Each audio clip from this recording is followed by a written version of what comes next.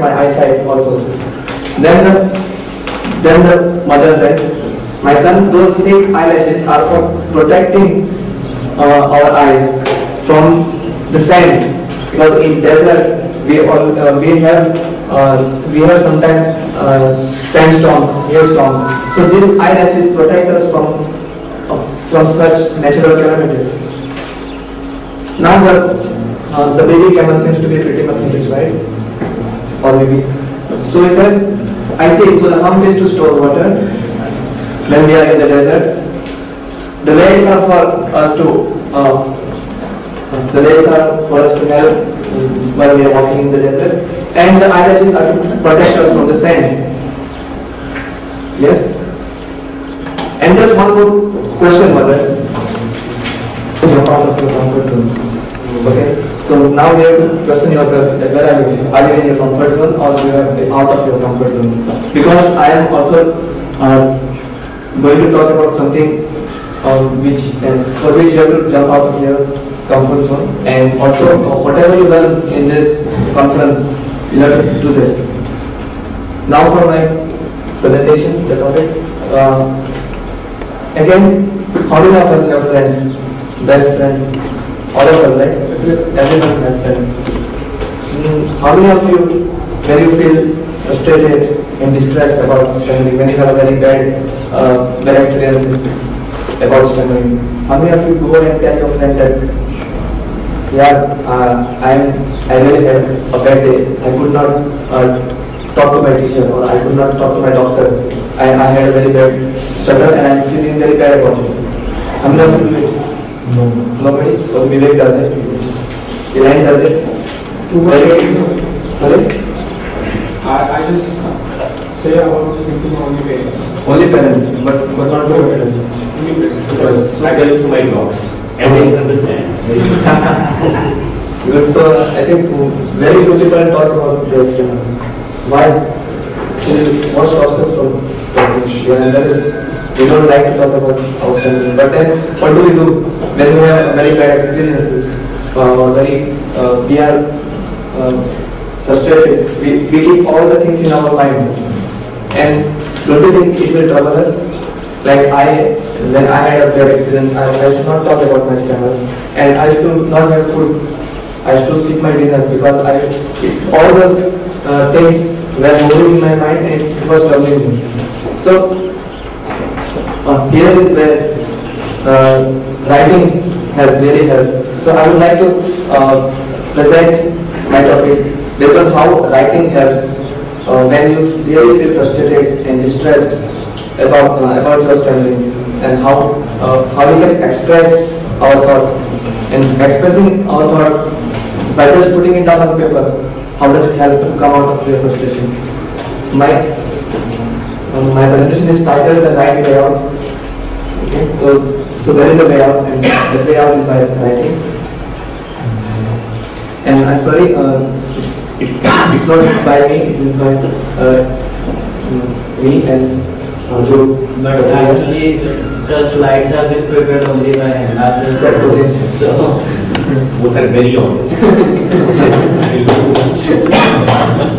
So, in the year 2000, the CNN reported that writing can be a therapy. How isn't it surprising? I mean, we have heard of so many therapies, psychotherapy. We all must have heard a lot about speech therapy. But then writing therapy, how can writing be a therapy? But then what CNN said in the report, they talked about Professor Becker, who put lots of research on writing therapy and expressive therapy. He's a professor of psychology in University of Texas, your country, and he has done a study on his students. So let us watch now a 2-minute clipping on what does Professor Becker has to say about his findings of his study.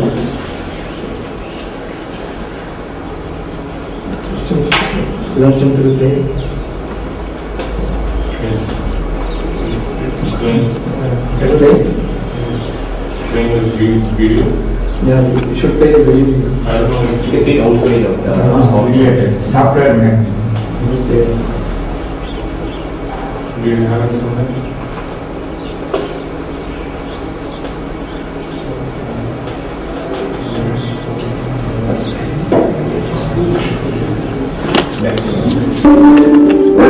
Problems with health. When people are asked to write about an emotional upheaval in their life for 15 minutes a day for 4 consecutive days, wonder what changes are seen.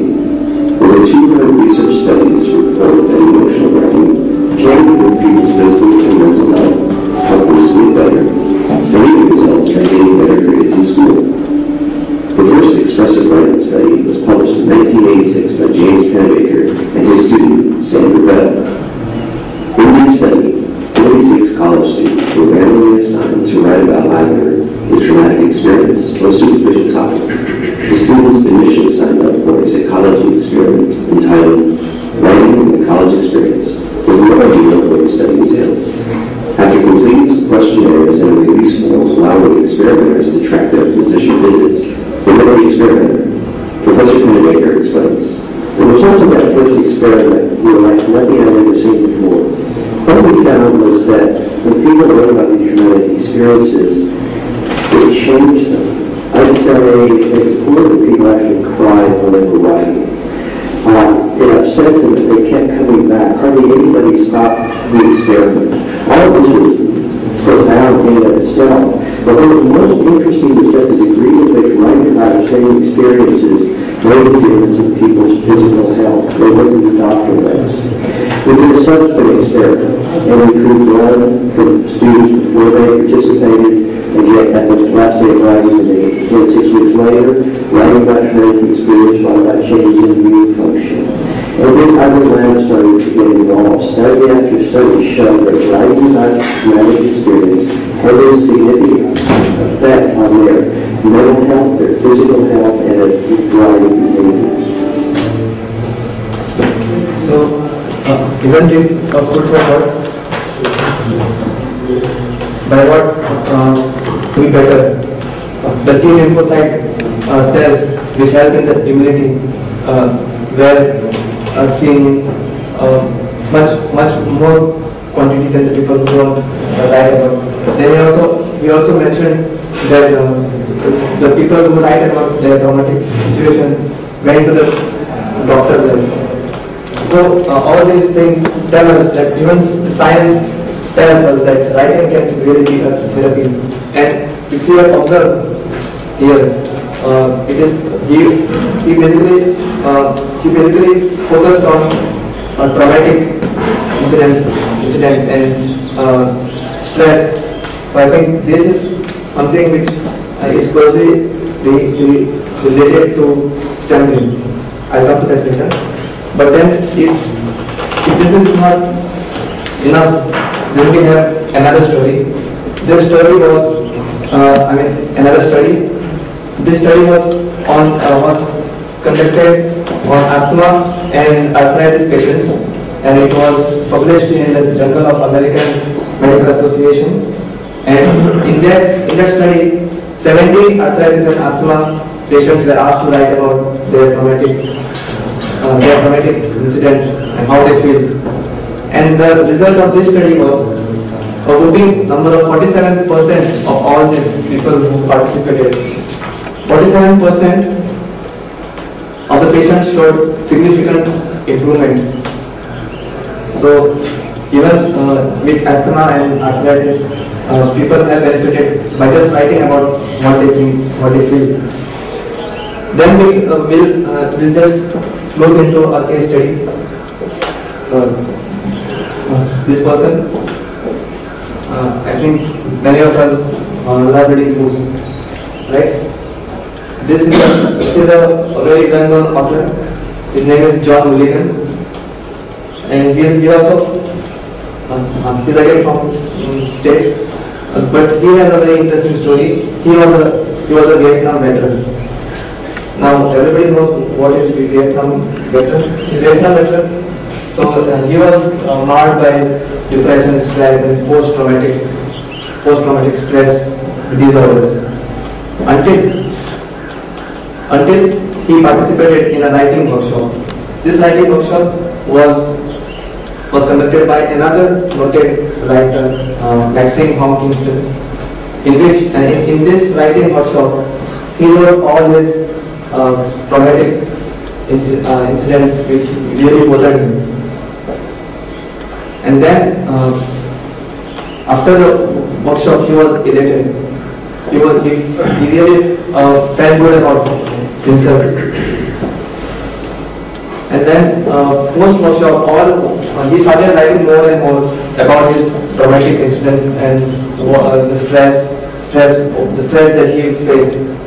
And all his writings were then later published, and it was a bestseller novel called The Shopping Cart Soldier. So even if we write just to benefit ourselves, it might even lead to some good writings which even other people might appreciate. And finally, I'd like to read a quote. He said that I had to face my demons. I was an empty shell walking through the streets, and the writing made me feel like I had a soul. Okay. Now let me speak about how did I turn to it. I at least didn't know that writing can be a therapy. I came to know it recently when it was posted in PISA website. The first thing is I got appreciation that I can write well in school. I mean, when I used to write essays, my teacher used to call me in front of the class and make me read my essays. Okay, this. Was it easy? Yeah, because at the school, the stammering and all, it didn't really bother me. I used to just read, even though I stutter, I had to read. Then I thought, later in the colleges, like we often, with our friends, we discuss about politics, we discuss about cricket. Last night's match, like Telukar should have played this way. This umpire was not fair. In this type of discussions, I always felt cornered. I could not contribute my thoughts. So then I thought, okay, if I cannot contribute my thoughts, but I had to express it somehow. So I started writing blogs, and then I passed on my links to my friends. And then I was really feeling good when my friends were appreciating my blogs. And then there is also an interesting story, one incident which happened during my second year of college. I was doing BSc at that time, graduation in science, and we had a geology class. Now, in geology, I don't know how many of you have learned geology, but in geology, there is something called as writing a topology.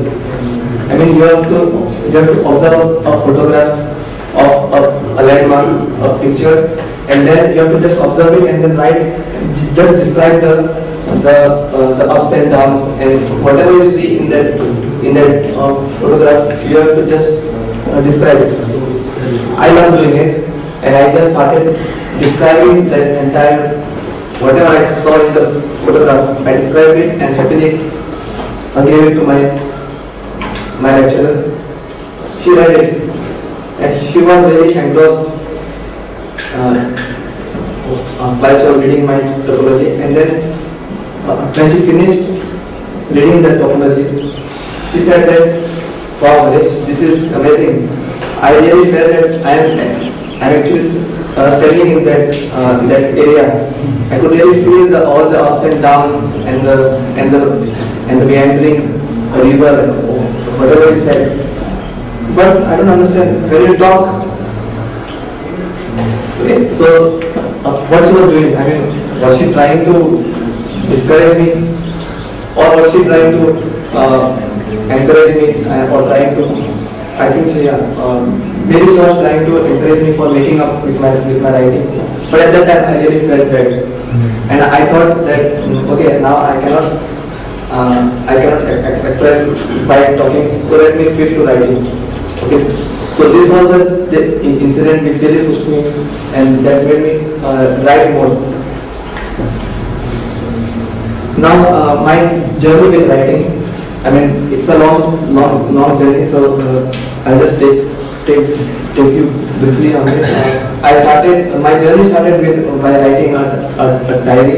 I mean, whenever I felt stressed, frustrated, I just wrote what I felt on the diary. I started it in 2003 till 2009, and after 2009, I was more into blogs. Then he became comedy. Yeah. It's also another story. Then I don't know how many people knows silent screen. Yeah, you also know. So silent screen was one anonymous person who used to interact with people on Orkut, and nobody knew who it was. Now I tell you, the suspense helps me.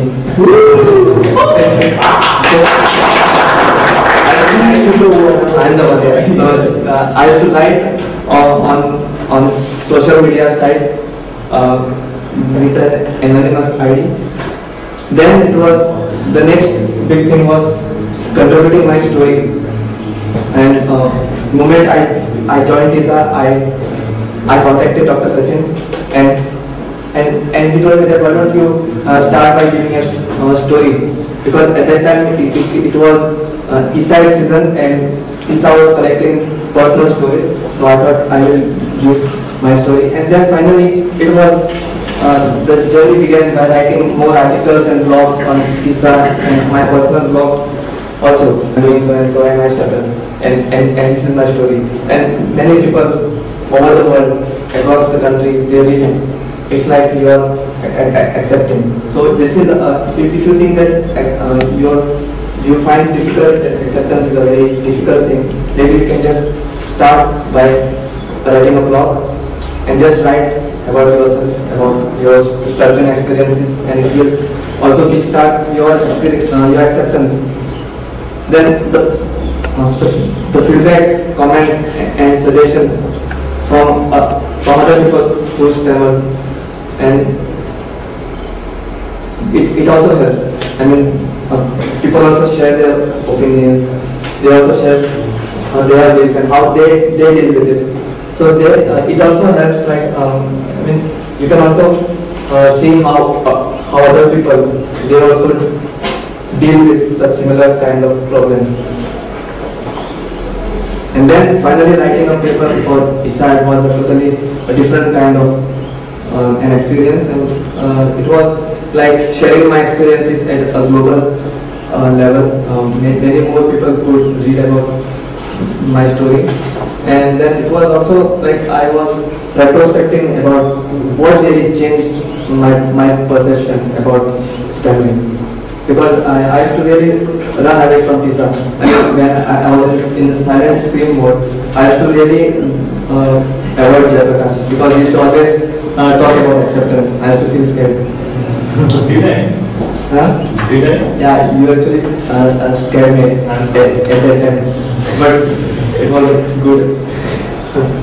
So I really thought that what really changed my perception. And also, I could also connect with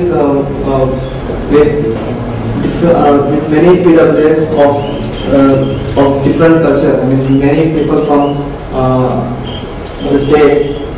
One person from the Middle East commented on my paper, and Pamela Mertz. Okay, she also contacted me. I could talk to her Skype. And many SLPs from America, they wanted to know that how we as SLPs, what do you expect from the SLPs? They wanted to know that. So it really helps in reaching out. So what is the most important, the big difference it made in my life is, as you see in the picture, I was very stressed. This was my state. I was stressed, I was depressed. So it helped me into handling my stress. It helps me express whatever stress I feel, whatever I feel about myself. It also helps me to share with other people who stand on. It also helps me to discover that how other people deal with and or how other people think about what I think about a certain issue. Other people might think something else. So it really helps me to broaden my mind in terms of stuttering and not just stuttering, anything.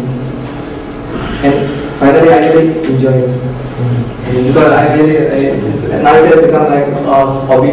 I write because I just love doing it, and it's not just stammering now. Even my personal ups and downs, I just write it, and it helps me. Okay, so now